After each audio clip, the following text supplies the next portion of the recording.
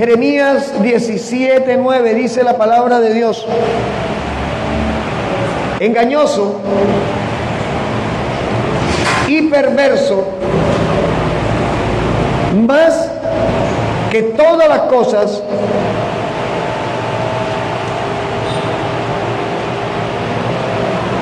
dice, engañoso es el corazón más que todas las cosas. ¿Y qué más dice que es? Y perverso. Y lanza una pregunta: ¿quién lo conocerá? Y cuando lanza esta pregunta el profeta Jeremías, la respuesta viene es de Dios. Porque nosotros incluso terminamos aceptando que no nos conocemos a nosotros mismos. Y esto lo entendemos según las reacciones que tenemos ante situaciones que no controlamos. Y qué bueno cuando el mismo Dios le permite a uno que lo que va a predicar lo tenga que vivir. Hoy sentí que tenía que venir más temprano. Y llego y encuentro al hermano Oscar allá afuera, que vino más temprano, y encontramos este local lleno de barro, de alcantarilla por todas partes. Ahí habían decisiones que se podían tomar. ¿Cuál era la más práctica, Oscar? La más fácil. No hagamos servicio. Vamos a avisarle a la gente que no hay servicio. Y cerramos y que esto quede sucio. En el contexto de lo natural era una decisión práctica. En el contexto de lo espiritual, nosotros vinimos a congregarnos. Yo vine de parte de Dios a traer un mensaje, y un poco de barro y de agua sucia no debe estorbar lo que Dios nos mandó a hacer. La Biblia dice, y lo dijo Jesús, que el que viniera, que quisiera venir hacia Él, lo primero que tenía que hacer era niéguese. Uno puede decir, pero voy a meter estos zapatos en ese barro. Hoy no traje tenis, tengo camisa blanca para salpicar ese barro, pero el olor que tiene ese barro, mejor no. Llamo a todos y no hagamos nada. Pero ¿y si la palabra que Dios me había regalado hoy para predicar era la que los que estamos aquí y los que están conectados allí necesitábamos? ¿Quién saldría ganando a causa de un poco de agua sucia? Satanás. Entonces, ¿qué hicimos? Gloria a Dios, que Dios nos ha puesto un siervo con un corazón tan especial como el de Oscar, que dijimos, levanta esto, vamos a limpiar. Quité camisa, sacamos cualquier cantidad de baldes de agua podrida, lo que fuera, porque al final Dios permite situaciones que no podamos controlar para ver cómo estamos caminando con Él. Y esto es muy acorde a lo que vamos a hablar sobre el reino de las emociones. Porque cuando vivimos una vida emocional, literalmente estamos esclavos. Entonces, el profeta dice que el corazón del hombre es engañoso, más que todas las cosas. Dice, y perverso. ¿Quién lo conocerá? Es que nosotros no nos conocemos a nosotros mismos. Usted puede vivir 30 años con una persona y usted se puede morir y no saber realmente quién es esa persona. Porque el ser humano es tan complejo, por decirlo de alguna manera, que de un día para otro, de un segundo para otro, cambiamos todas las perspectivas. Hoy sí, mañana no. Por eso es que la Biblia revela, ¿quién lo conocerá? Y responde, yo, Jehová. Y dice, que escudriño la mente, que pruebo el corazón, para dar a cada uno según su camino, según el fruto de sus obras. Y allí porque somos tan incisivos en decir, no seguimos religión. ¿Por qué? Porque el religioso ve el pecado de todos menos el propio. La religión acusa, mas no restaura. Cuando vivimos a Cristo, lo primero que Cristo hace en nosotros es aterrizarnos con nuestra realidad. ¿Quién soy? ¿Qué soy? ¿Y cómo estoy?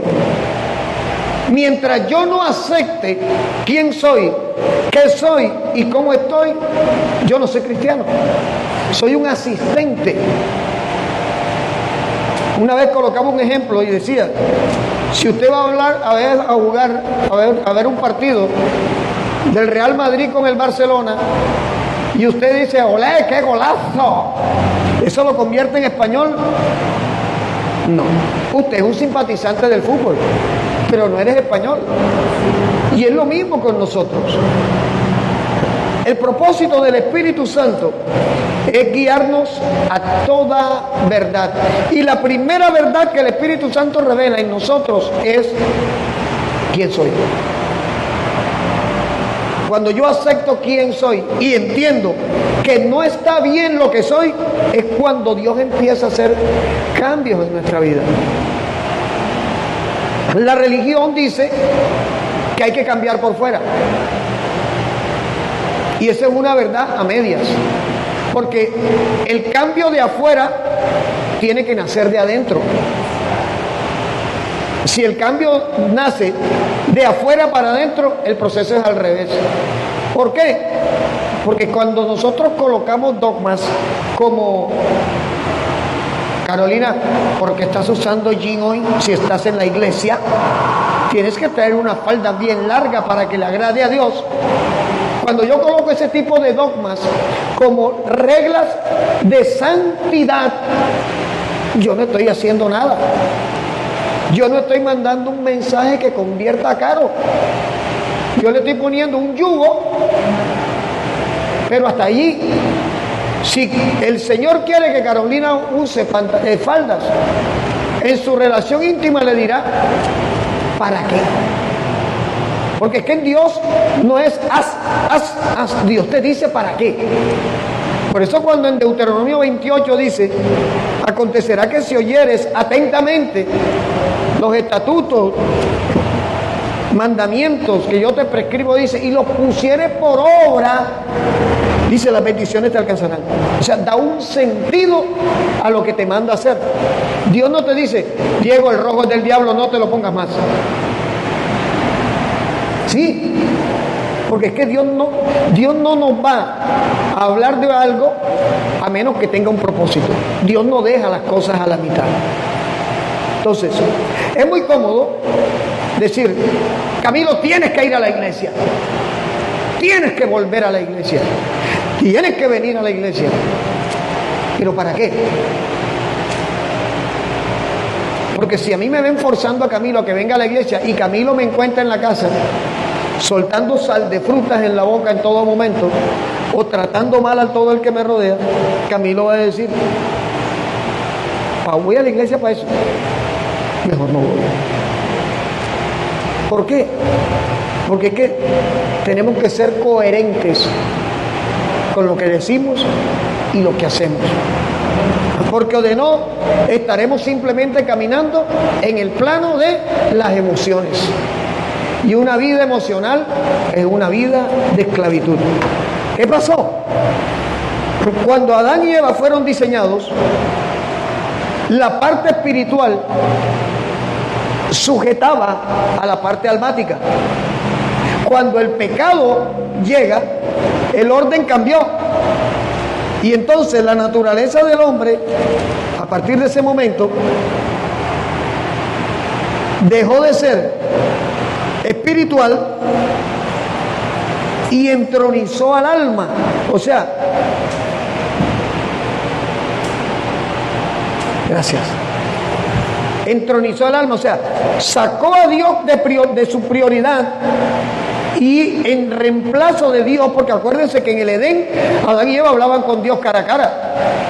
Y la única manera de que alguien pudiera hablar con Dios cara a cara era que su naturaleza no tuviera pecado. Recuerden que nadie puede ver a Dios y vivir. Y repito la anécdota del hermanito, lástima que Javier no está aquí hoy, que oraba y decía, estoy viendo a Dios, estoy viendo sus barbas, sus canas. Eso es mentira. Eso es mentira. O sea que Él es más que Cristo. Él es más que Dios. Él puede ver a Dios y encima de eso la sigue contando y se divorció y sigue en la misma. Y entonces, eso es mentira. Eso es el fruto de una vida emotiva. Las emociones nos ponen a ver cosas que no existen.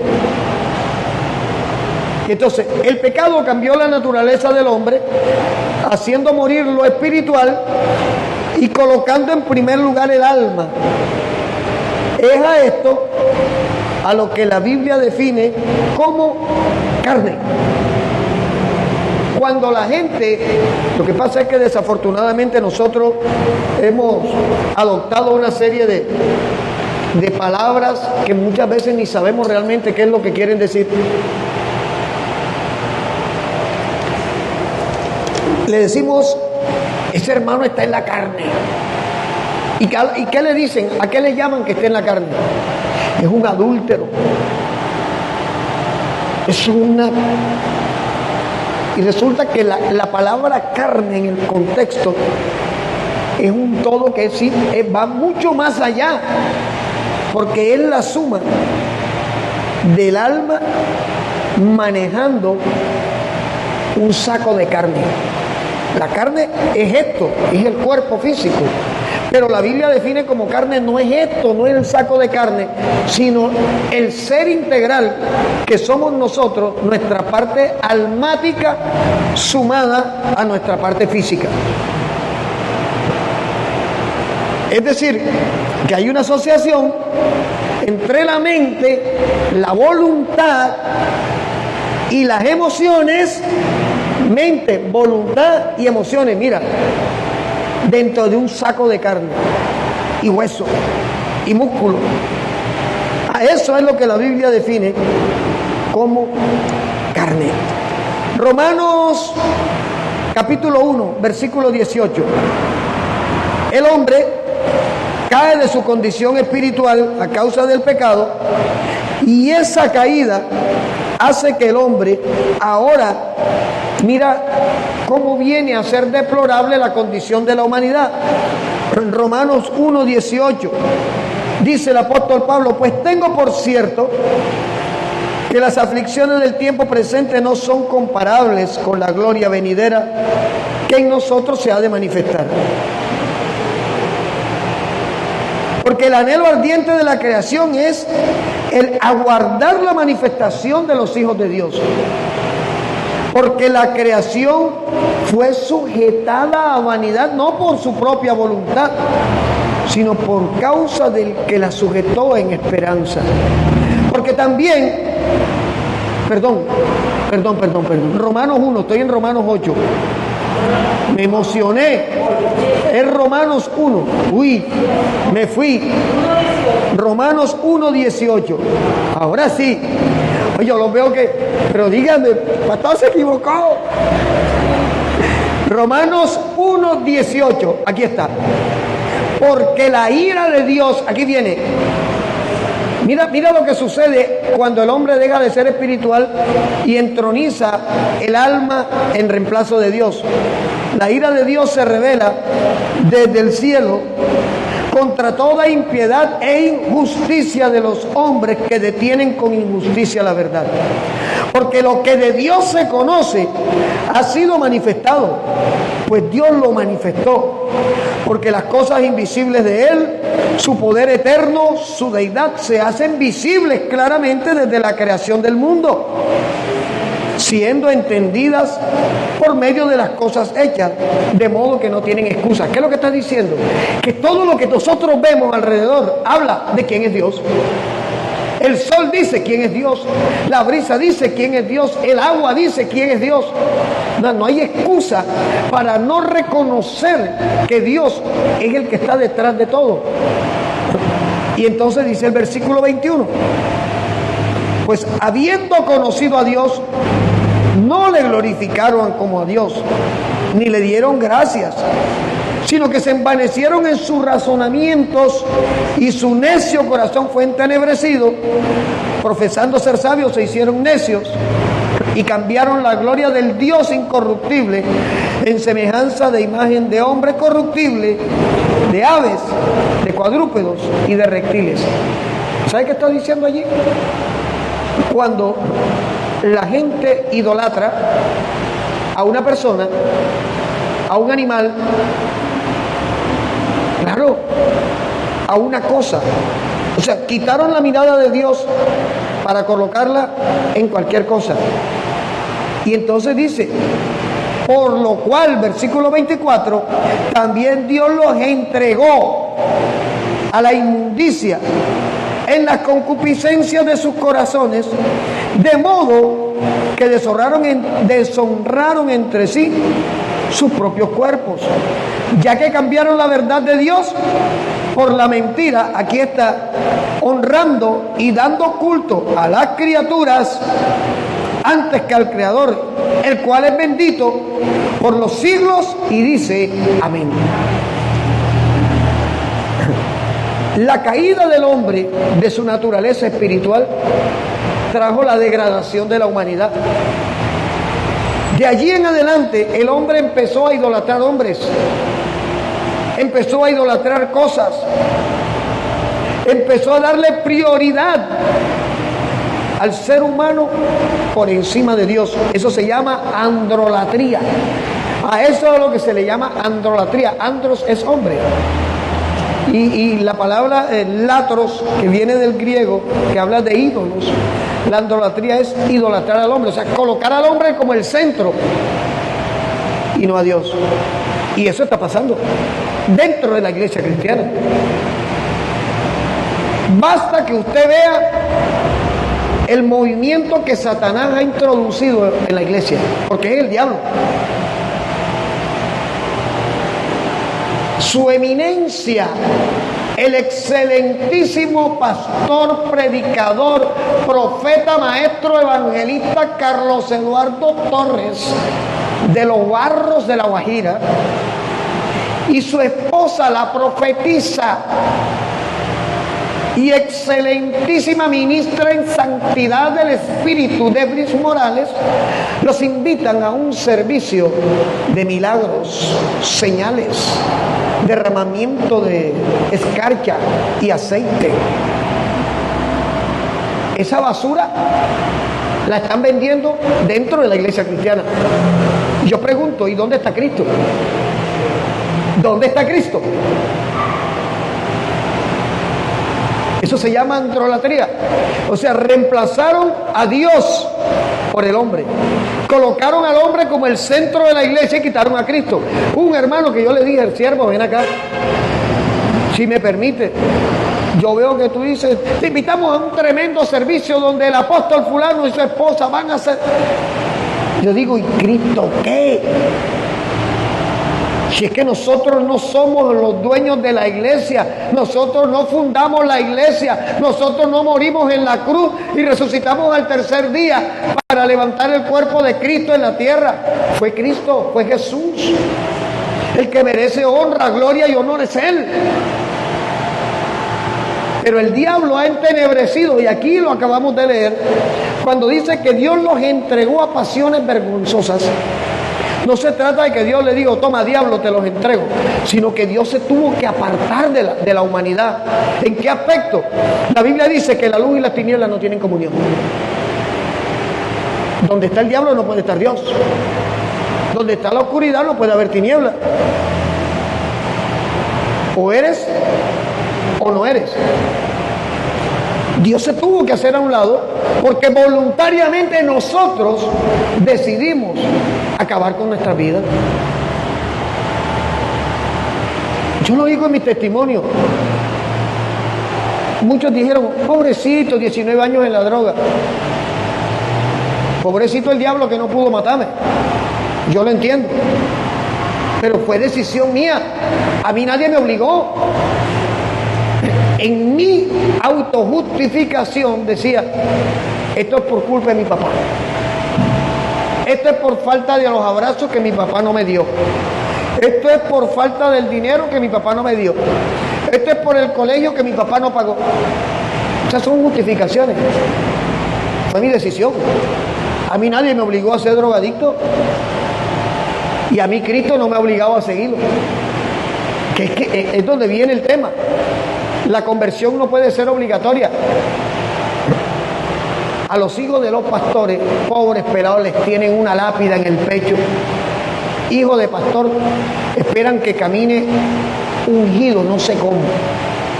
Esperan que ese pelado no se equivoque.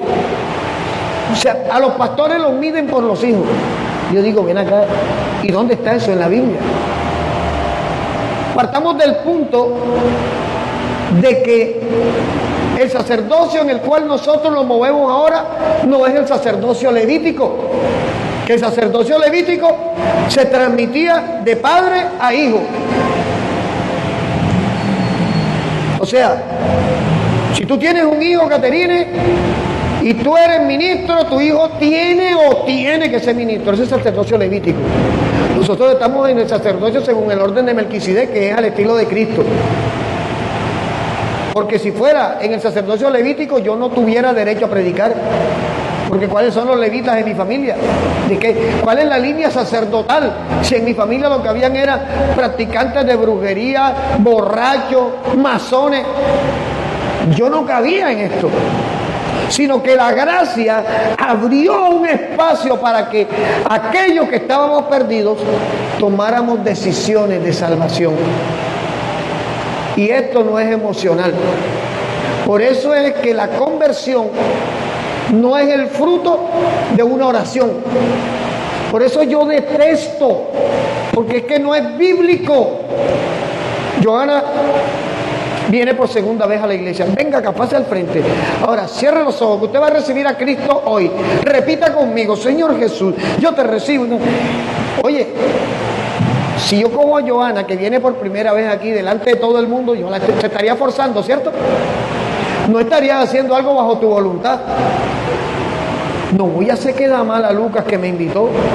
No voy a hacer quedar mal al señor Mario, yo paso. Pero ¿es un acto espiritual o es un acto emocional? Es emocional. Cuando yo levanté la mano para reconocer a Jesús como mi Señor y Salvador, nadie me obligó. A mí nadie me obligó. Yo fui a una iglesia a hacer una pared y resulta que el pastor fue mi profesor y el hombre empezó a hablar de los adúlteros, de los borrachos, de los drogadictos y de los irresponsables. A mí me cayó toda la prédica. Y volví a los 8 días y vuelve y dele. Y a los 15 días fui con mi esposa. Y Julio Barceló, ¿cómo es? El ingeniero, era un ingeniero bautista que predicó ese día. Hizo un llamado y yo me levanté. Mi esposa se fue conmigo. Es ingeniero, trabaja con la clínica bautista. Yo juraba que era médico también. Y quizás en el momento uno pensaba que hacer esa oración a uno le iba a cambiar la vida como por arte de magia. Y esto no funciona así. Por eso la conversión, en primer lugar, tiene que ser libre. En segundo lugar, tiene que ser voluntaria. Y en tercer lugar, tiene que estar acompañado de alguien que te ayude a fortalecer. Porque eso es que repita conmigo. Eso es lo mismo que cuando vas a un concierto: arriba la mano, todos levantan la mano; abajo la mano, todos bajan la mano; la tanguita roja, la tanguita roja. Salen del concierto y la gente sigue igual. Es la misma cosa. La verdadera conversión se manifiesta es por el fruto que esa persona empieza a mostrar en su proceso con Dios. Y cada proceso es diferente. Hay personas que se disponen y usted ve que esa persona de un mes hacia otro, wow. Pero hay personas que tienen 30 años en una silla y no han cambiado nada. Decisiones. Por eso esto no es emocional. Ahora, dijimos que la androlatría es el hombre reemplazando el lugar de Dios. Y el cristianismo precisamente está lleno de decisiones que se han tomado nada más por sentimientos. ¿Cuántas personas no vinieron aquí? ¡Ay, Dios me tocó! ¿Y dónde están hoy? Cuando Dios toca, Dios transforma. Y muchas veces, hermana de Brito,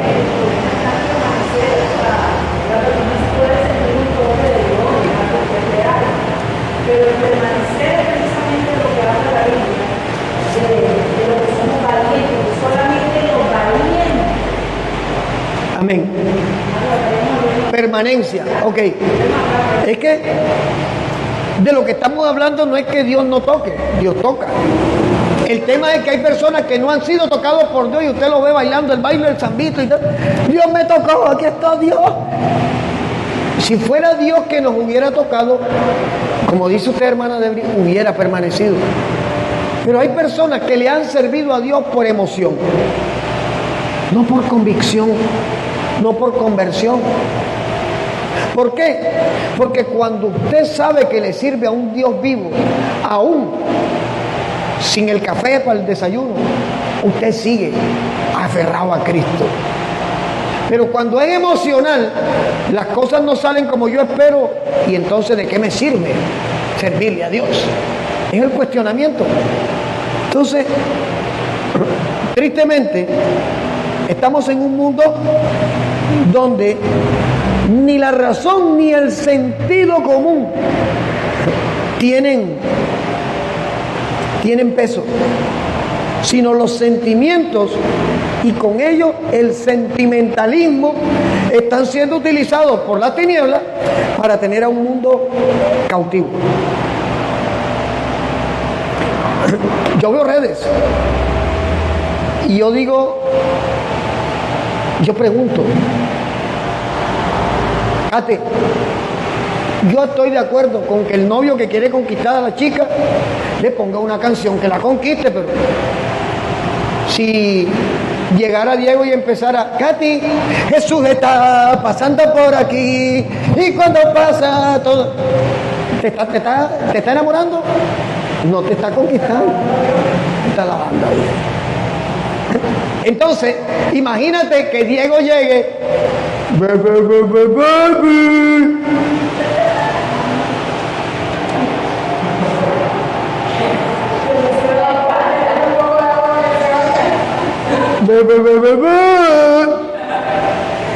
yo digo, pero ese loco, hay algo que sí se llama la gracia del diablo, llega a un concierto y con tacones de mujer, vestido de mujer y barba, y usted ve el poco de la multitud. ¡Ah! ¡Bad Bunny! Yo digo, eso es el fruto de las emociones manejadas por las tinieblas. Ahora es que el rey del pop, yo digo, caramba, que dice eso no tiene idea de lo que está diciendo. Pero así se mueve el mundo. Las campañas publicitarias para venderte un producto se fundamentan en poder manipular tus emociones. No le compre al niño más bienestarina. Tiene que comprarle leche Contri Hipermegatrin N425, porque es lo último para que tus niños, cuando se tomen el tetero, enseguida empiecen a hablar en francés y en inglés. Si usted no lo hace, usted está fomentando el retraso mental de su hijo. Los nuevos papás, los primerizos, si él lo dice es verdad. Y tú, emociones.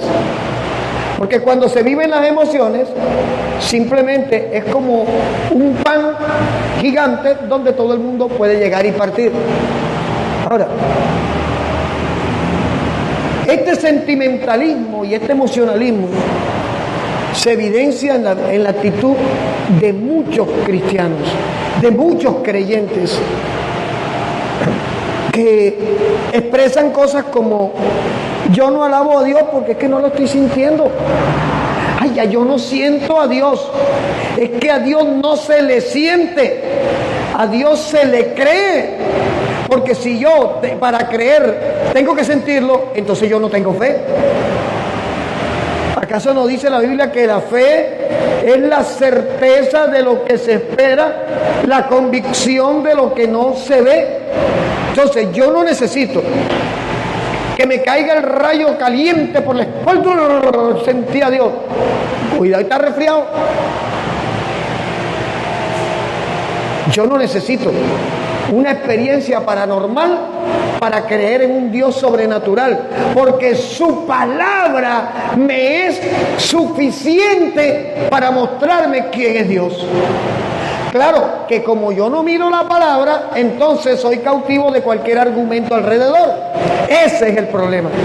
Y la iglesia, en ese contexto, ha entrado a lo que yo llamo el reino de las emociones, porque el servicio está bueno si lloraron 20, si se privaron 10, si vomitaron 5. El servicio estuvo bueno. No, es que el servicio está bueno porque el Espíritu Santo está donde hayan 2 o más reunidos en el nombre de Jesús. Con eso basta. Que el Señor quiera manifestarse en su misericordia de una manera sobrenatural, eso es voluntad de Él, no voluntad mía. Por eso cuando alguien te esté predicando y que ahora, Augusto, habla en lengua, ahora, Alberto Mauri, suelta la lengua, Diego, eso es mentira. El Espíritu Santo no hace eso. La Biblia dice en 1 Corintios 12 que Él reparte dones según su voluntad. Sino que como quiero hacer el show y quiero mostrar que yo tengo poder, unción y autoridad, empiezo a decir una serie de barbaridades que definitivamente la Biblia no respalda, pero que la iglesia evangélica las abrazó creyendo que eso es fuego de Dios. Eso es mentira. Cuando la Biblia habla del fuego de Dios, no está hablando de que tú sientas calor, de que tengas una fiebre de 40 grados. El fuego de Dios es el celo que tenemos, es el deseo que tenemos de agradarle a Él por encima de cualquier cosa. Es el deseo que tenemos de servirle a pesar de que todo está en contra. Es el deseo que tenemos de permanecer en Él a pesar de que todo el mundo nos diga que eso no tiene sentido. Tanto así que cuando estaban los 120 en el derramamiento del Pentecostés, la Biblia no dice que se derramaron lenguas de fuego. Dice que fueron lenguas como de fuego sobre su cabeza. Eso es otra cosa. Pero esto es otra prédica.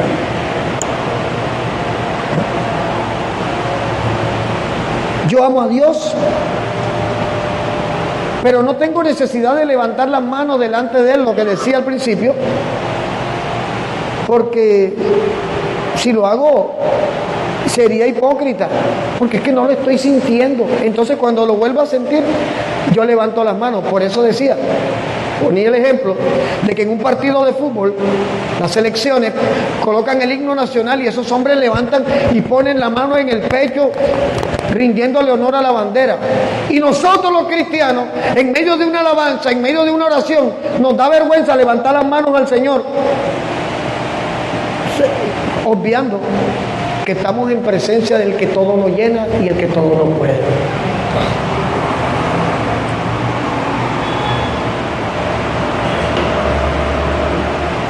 La palabra sentir está directamente relacionada con los sentidos. Y es aquí donde las tinieblas se idean sensaciones y sentimientos que terminan desvirtuando las verdades de Dios y trayendo al creyente confusión y distracción. Usted quiere saber si Dios le está hablando, vaya a la palabra. Usted quiere saber si lo que está experimentando viene de Dios, vaya a la palabra. No espere que el pastor diga algo para ver si es que es verdad. No, no. Lo que el pastor está predicando hoy, usted tiene que mirarlo en la palabra. Acabamos de leer en Jeremías 17:9 que nuestro corazón es engañoso y es perverso. Solo un corazón perverso se atreve a decir mentira y a decir que Dios me está diciendo que diga, no diciéndolo. Eso es perverso. Y es aquí donde la palabra de Dios se convierte en un filtro que confronta las emociones, colocando las verdades de Dios frente a nuestras emociones. Gálatas 5, versículo 16.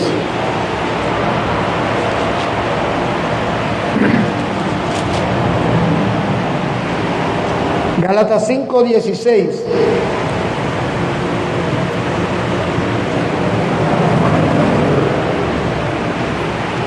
Digo pues, anden en el Espíritu y no satisfagan los deseos de la carne.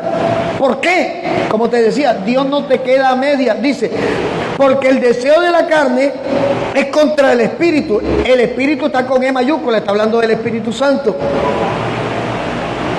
Y el del Espíritu es contra la carne. Y estos se oponen, chocan entre sí, para que no hagas lo que te dé la gana. Eso es lo que está diciendo allí. Mire, y esta es una palabra para el creyente. Aclaremos esto. Dice, andad en el Espíritu. ¿Qué es andar en el Espíritu, hermana Debri? ¿Usted qué piensa que es andar en el Espíritu? Hermano Oscar.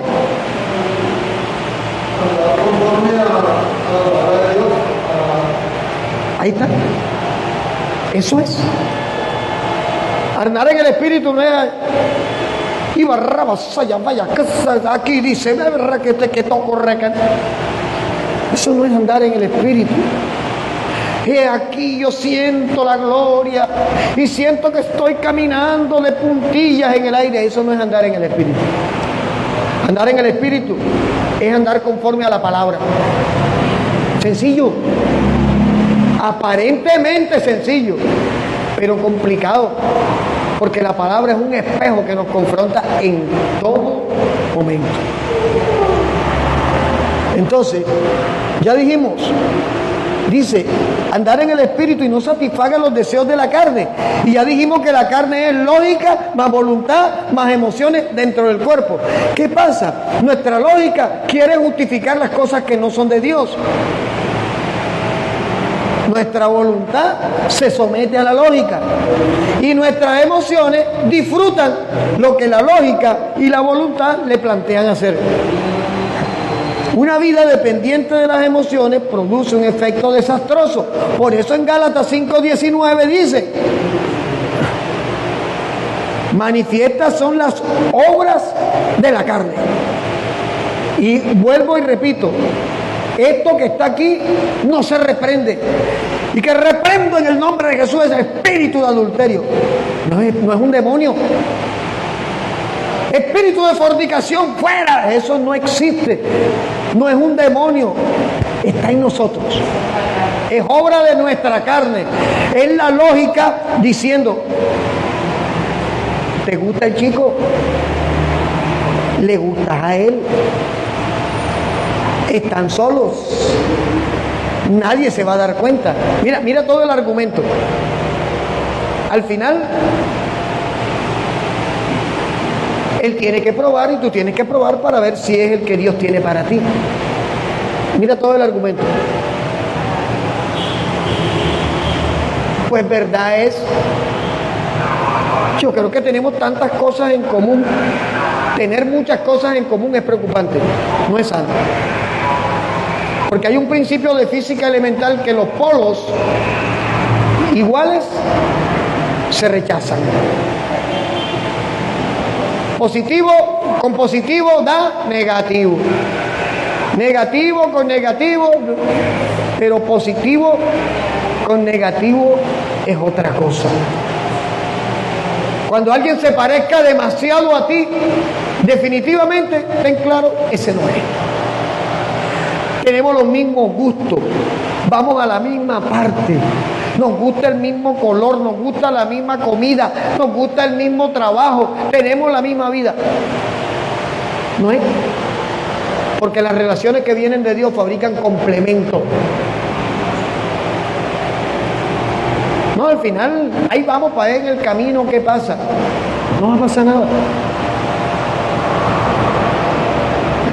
La gente dice, oye, esa pareja sí es dispareja, pero ellos no saben por qué están juntos. A mí no me gusta que mi esposa use tacones, porque yo mido 1,65 con mis zapatos, y ella sin tacones mide un poquito más. Si se pone tacones, se ve alta. Y más de uno, ay, el pastor sí es chiquito y la esposa sí es alta. ¿Y? Ay, ahí es toda delicada, la esposa del pastor es toda así, y el pastor es todo así. Y usted no me conoce como ella me conoce. Y usted no la conoce como yo la conozco. Entonces, el hecho de que la gente no entienda cómo pegan no quiere decir que no sea de Dios.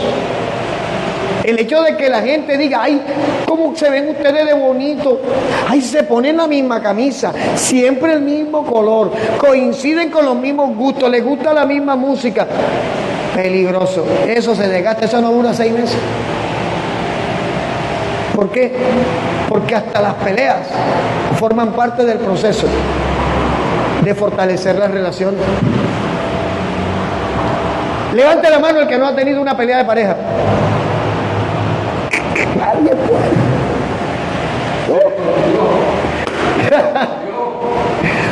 ¿Por qué? Porque es que esto forma parte de conocer aún la manera en que la otra persona reacciona en medio del momento que tienen de diferencia. Sirve para ver quién es esa persona. Porque una persona que en una discusión de novio te pega una cachetada, ese no es. Huye. O que de novio te dice, bueno, te invito a Salvatore Pizza, paga tú la mitad y yo pago la mitad. Tampoco es. Ese no es. Porque lo justo es tener un detalle que le diga a la otra persona, me voy a gastar media quincena contigo, pero porque es que tú vales la pena. Son detalles que se han perdido porque un mundo sujeto a emociones se ha olvidado que hay que crear lazos.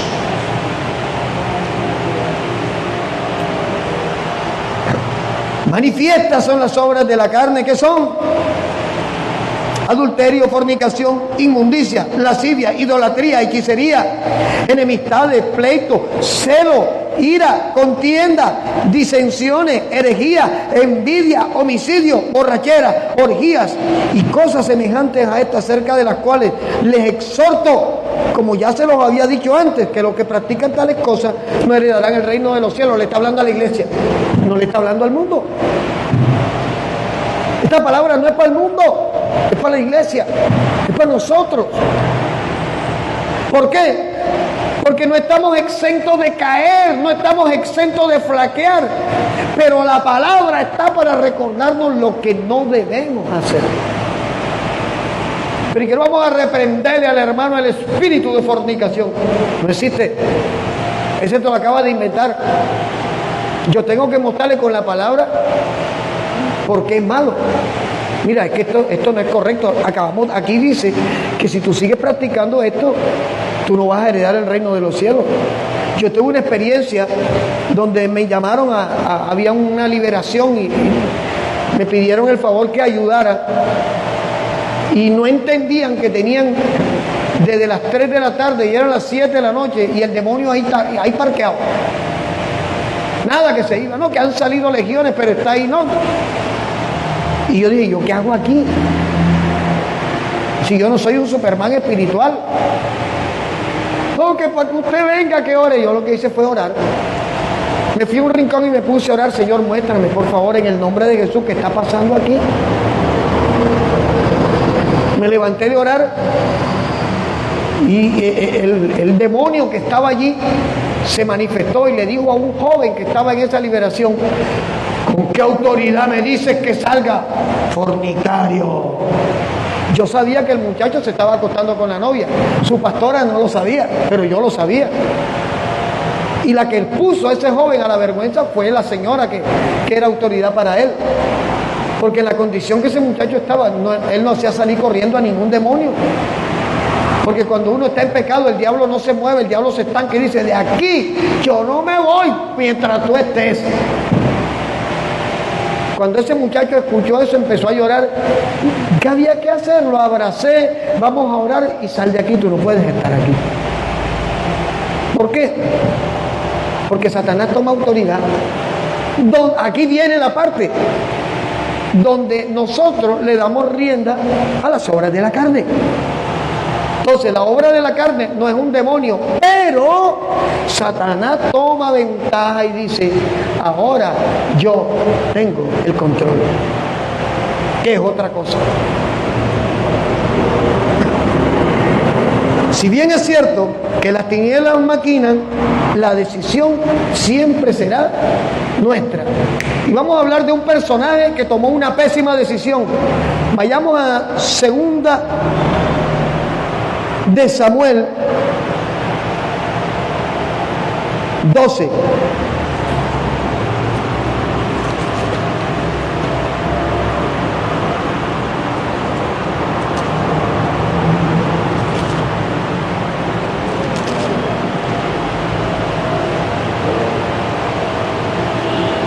Segunda de Samuel 12.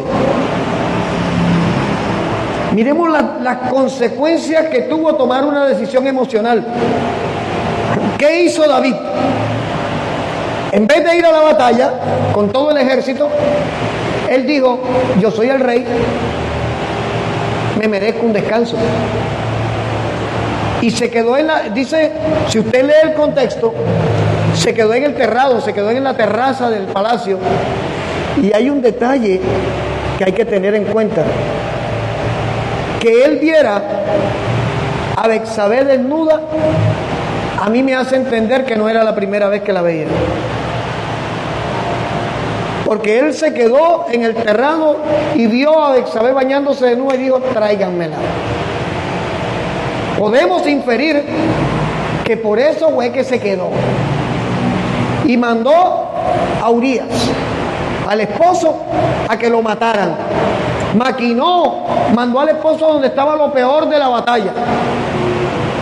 Violó a Betsabé, la embarazó. Pregunto, ¿el diablo lo obligó? ¿Betsabé lo obligó? Él tomó una decisión.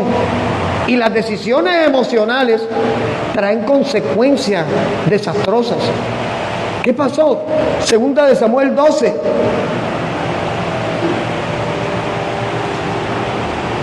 Jehová envió a Natán a David, y viniendo a él le dijo: había dos hombres en una ciudad, el uno rico y el otro pobre. El rico tenía numerosas ovejas y vacas, pero el pobre no tenía más que una sola corderita que él había comprado y criado, y que había crecido con él y con sus hijos juntamente, comiendo de su bocado, bebiendo de su vaso y durmiendo en su seno, y la tenía como una hija. Y vino uno de camino al hombre rico, y éste no quiso tomar de sus ovejas y de sus vacas para guisar el caminante que había venido a él, sino que tomó la oveja de aquel hombre pobre y la preparó para aquel que había venido a él. Entonces se encendió el furor de David en gran manera contra aquel hombre, y dijo a Natán: vive Jehová, que el que tal hizo es digno de muerte, y debe pagar la cordera con 4 tantos, porque hizo tal cosa y no tuvo misericordia. Entonces dijo Natán a David: tú eres aquel hombre. Así ha dicho Jehová, Dios de Israel: yo te ungí por rey sobre Israel. Yo te libré de la mano de Saúl, y te di la casa de tu señor y las mujeres de tu señor en tu seno. Además te di la casa de Israel y de Judá. Y si esto fuera poco, te habría añadido mucho más.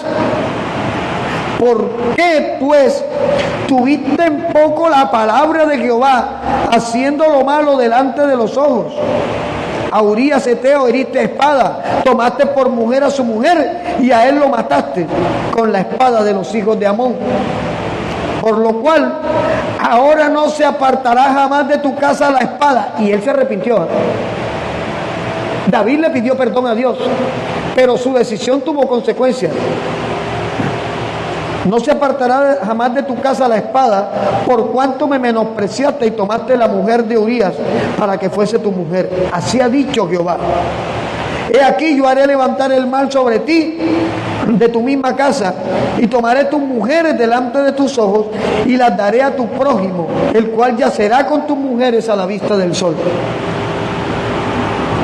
Porque tú lo hiciste en secreto, mas yo haré esto delante de todo Israel y en pleno sol. Entonces dijo David a Natán: pequé contra Jehová. Y Natán dijo a David: también Jehová ha remitido tu pecado, no morirás. Fíjate, Dios lo perdonó ante la aceptación de lo que había hecho. Mas por cuanto este asunto hiciste blasfemar a los enemigos de Jehová, el hijo que te ha nacido ciertamente morirá. Mira lo que le costó a David una decisión emocional. El diablo no lo obligó. Él vio a la mujer de Urías y dijo: tráiganla. Él la violó, la embarazó. Cuando supo todo esto, que dijo: hay que matar a Urías. ¿Por qué? Porque él no quería que en todo Israel se supiera lo que había hecho. Y él logró que no se supiera delante de los hombres, pero delante de Dios siempre estuvo expuesto.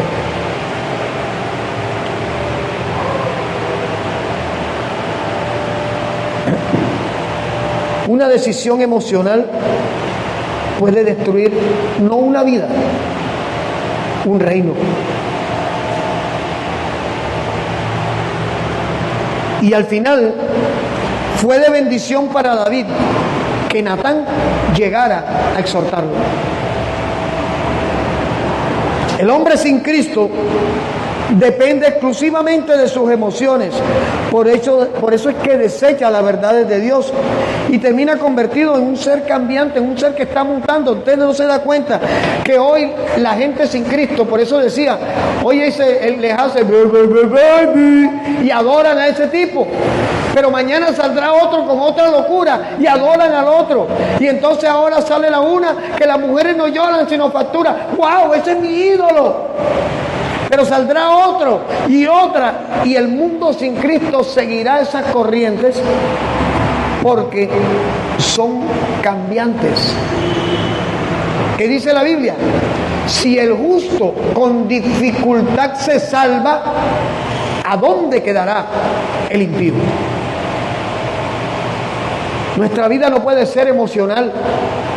Las decisiones más ridículas que nos parezcan, hay que preguntarle a Dios si quiere que las tomemos. Porque a veces en nuestras emociones queremos ver todo bien. En nuestras emociones todo está resuelto. Él le pegaba a la esposa, a mí no me va a pegar. Él no mantenía a sus hijos, los míos sí los va a mantener. Él no le gusta trabajar. Yo lo amo lo suficiente para yo trabajar por los dos. Las emociones siempre van a buscar en la lógica cómo justificar. Pero ¿y después qué? Cuando te des cuenta que lo que querías hacer no era de Dios, sino de tus emociones, ¿qué podemos hacer? Cuando hay decisiones que tienen consecuencias desastrosas. David le costó perder un hijo. David le costó que su hijo, Absalón, decidiera matarlo para quedarse con el reino. David le costó que Absalón cogiera sus propias mujeres y concubinas para él. Lo que Dios le dijo a través de Natán, todo se le cumplió. Y se pudo haber evitado. ¿Cómo? Haciendo lo que Dios le había dicho que hiciera. Esté en el frente de la batalla con su pueblo. Esté en el frente de la batalla con su ejército. ¿Cuántas personas dicen, yo que voy a congregarme? Un domingo que no vaya, no va a pasar nada. Ay, los miércoles, no, juega Junior. No. Tú no sabes de qué te estás perdiendo. Tú no sabes de qué te está guardando el mismo Dios cuando el Espíritu nos convence de venir a congregarnos. Porque es que no debe ser una obligación, debe ser un deleite entender que yo necesito la palabra, que yo necesito ver al hermano, que yo necesito orar juntos, que yo necesito estar con el cuerpo interactuando como familia delante de Dios. Ya vamos a terminar. Cuando el hombre depende de los sentidos, la meta que le espera es fracaso y soledad. Proverbios capítulo 3, versículo 5 al versículo 8.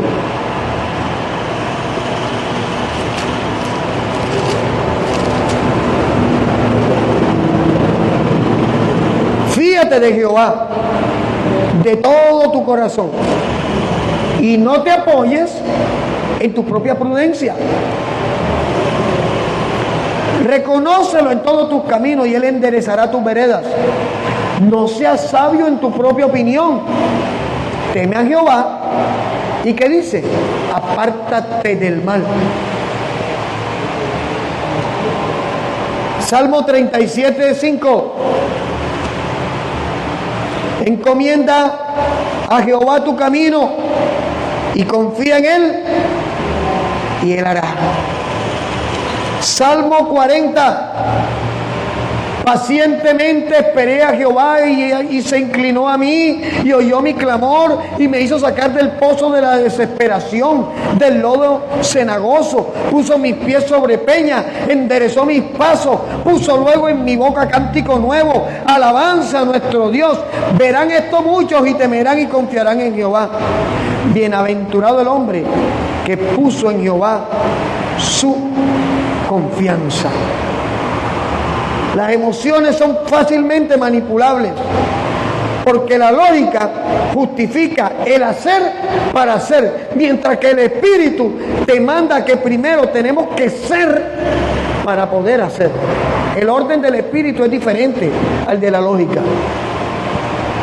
Nuestra gran lucha espiritual es precisamente el campo de acción en el cual tenemos que aprender a entregar en manos de Dios lo que nosotros no podemos resolver. Terminamos con Romanos capítulo 8, versículo 27. Ahora sí.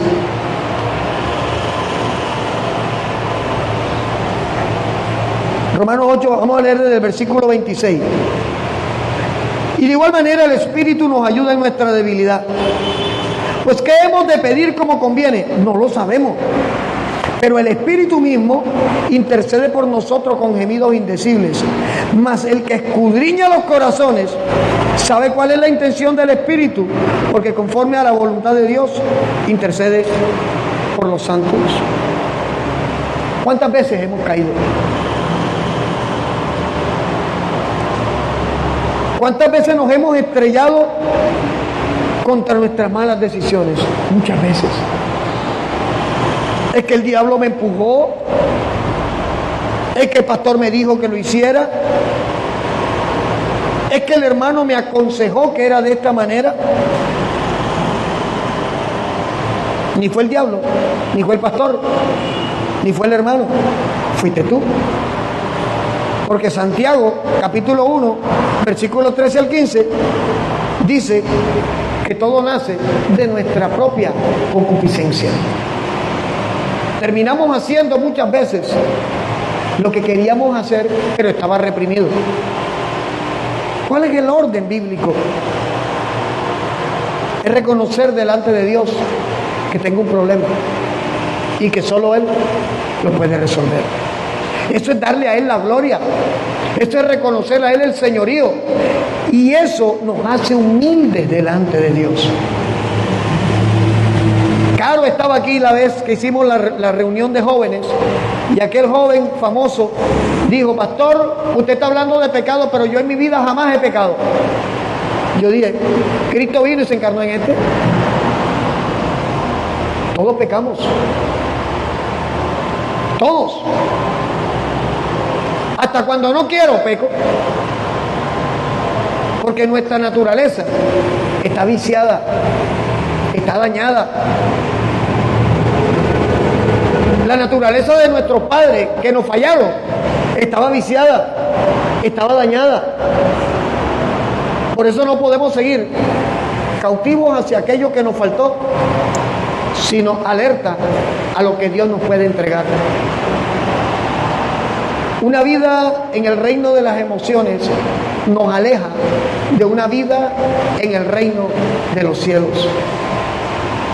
Y qué bueno poder entender que hemos tomado muchas decisiones producto de las emociones, y las emociones han sido empujadas por el afán, por el temor, por las heridas, por la soledad. Mira,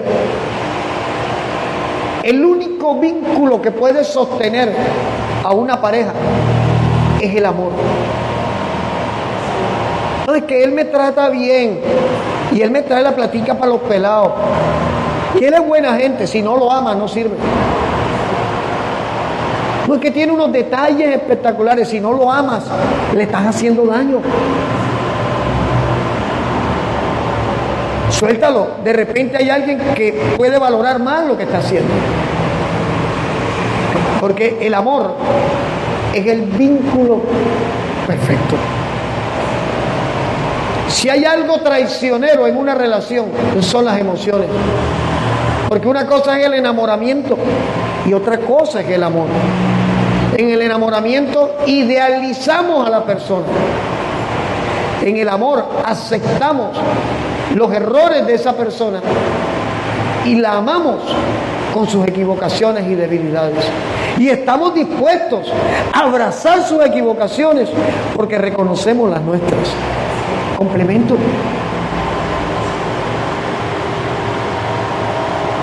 Y no estamos de ser espíritu, no hablamos de ser espiritufláuticos.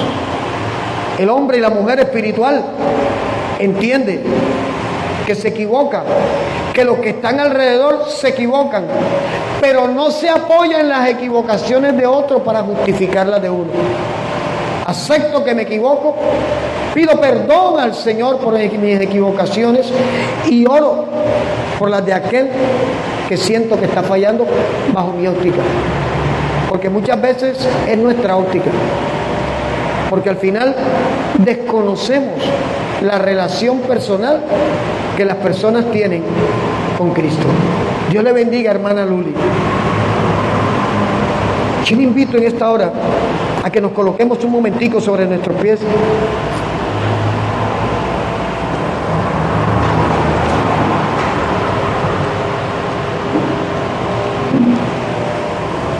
Y que con base a lo que hemos compartido hoy,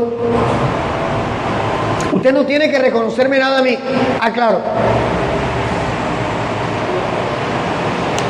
El Espíritu Santo, Jesús dijo: donde hay 2 o 3 reunidos en mi nombre, allí estoy yo. Cuando yo cierro mis ojos en mi relación personal con Dios y acepto allí en mi intimidad que le he fallado, que lo necesito, estoy creciendo, estoy aprendiendo. Porque así como no podemos ser jueces de los errores de otros, también tenemos que aprender a mirarnos con misericordia a nosotros mismos. A veces nos azotamos tan duro a nosotros mismos que se nos olvidó que ya Dios nos perdonó, que Cristo murió para darnos una oportunidad de vida diferente, y que no se trata de que esto es lo que me merezco, se trata de esto es lo que Dios quiere hacer en mi corazón. Antes de construir, tenemos que calcular si lo que vamos a construir lo podemos terminar. Porque una construcción a medias no vale nada. Así que te invito a que cierres tus ojos allí donde estás. Y usted que está allí en la distancia con nosotros, le invito a que tengamos un momento de intimidad con el Señor. Y podamos decirle: Dios, Padre, en el nombre de Jesús, aquí estoy.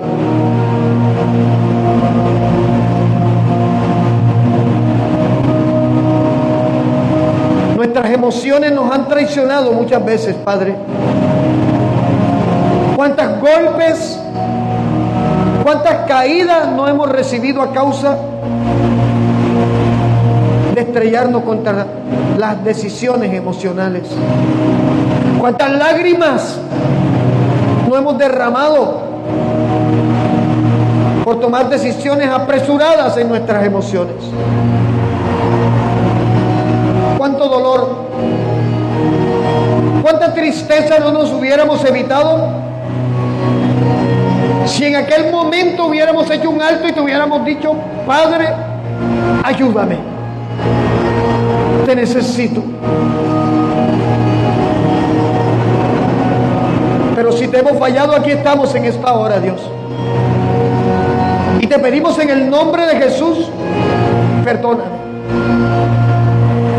Perdóname, Padre, en el nombre de Jesús. Y necesito aprender a caminar conforme a tu voluntad, conforme al propósito que tienes conmigo. Toma mis emociones, toma mi mente, toma mi corazón bajo tu dominio. Y hoy te invito, Jesucristo, a que tomes el control de mis emociones y de mi corazón. Hoy, Señor Jesús, te invito a que sanes las heridas que propiciamos por nuestras malas decisiones, por ser emocionales, por ser apresurados, por no aprender a esperar en ti. Hoy colocamos en tus manos, Señor, las consecuencias de aquellos errores producto de decisiones emocionales y no espirituales. Y te pedimos perdón. En el nombre de Jesús, perdón. Y te rogamos, Padre, ayúdanos en tu infinita misericordia y en tu infinito amor. Por favor, ayúdanos. Te necesitamos. Necesitamos ese mover de tu presencia en nosotros cada día, derramando sabiduría de lo alto y mostrándonos, hablándonos de cuál es tu voluntad para nosotros. Yo te invito a que le digas allí donde estás: Padre, te entrego mis planes, te entrego mis sueños, te entrego mis anhelos en el nombre de Jesús. Y si están conforme a lo que tú has dispuesto para mi vida, hoy te pido, habla, confirma, afirma y concreta desde los cielos lo que quieres para mí.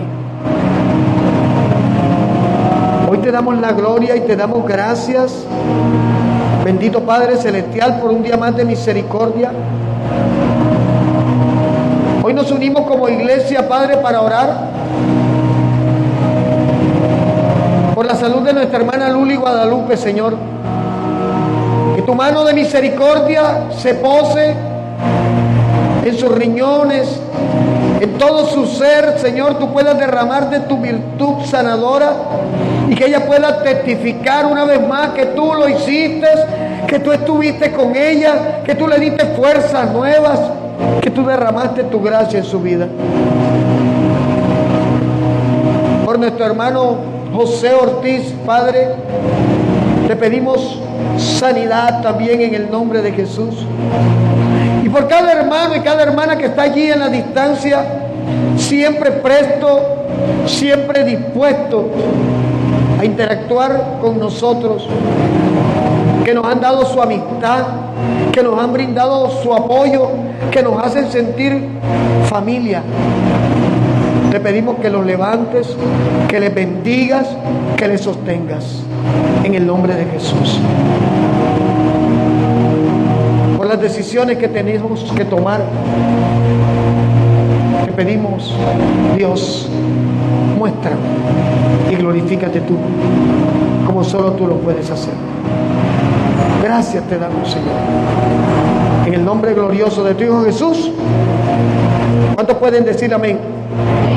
¿Cuántos pueden darle la gloria a Dios? Gloria a Dios. Dios es bueno. Dios es bueno. Y vamos adelante, ¿sabes?